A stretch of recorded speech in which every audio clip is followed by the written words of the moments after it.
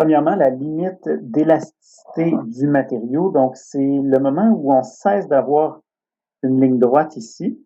Donc, on voit que jusqu'à ce que j'arrive à ce point-là, on suit une ligne droite et après ça, on commence à avoir une courbe. Donc, c'est vraiment cet endroit-là ici. On voit que c'est entre le 200 puis le 300, donc 250. Alors, la limite d'élasticité ici sera 250 mégapascales. Je mets un à peu près.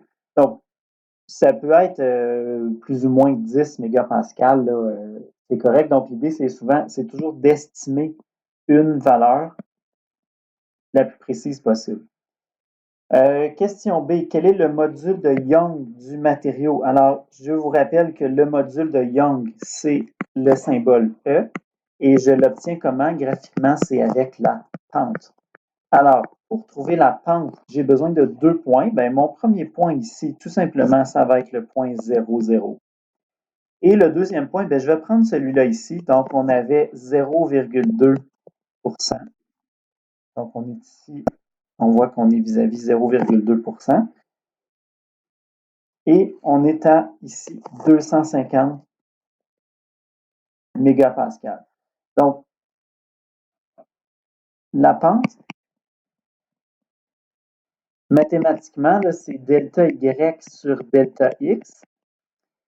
Donc, ici, E, la pente, ben, on a notre variation en Y, donc le long de cette hauteur-là ici. Donc, on part de 250 mégapascales à notre premier point, moins 0 au deuxième point. Et ensuite de ça, en X, donc horizontalement, ben, on part ici de 0,2%. Il faut bien se rappeler le 0,2%. On doit l'exprimer sans unité, donc c'est 0,002 si je l'exprime sans unité. Donc, on a ici 0,002 moins 0. Donc, ça nous donne ici 100 000.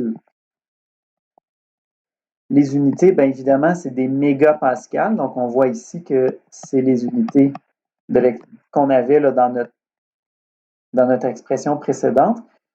Et habituellement, on l'exprime en gigapascal. Donc, on va diviser par 1000. Alors, ça nous donne ici E égale 100 gigapascal.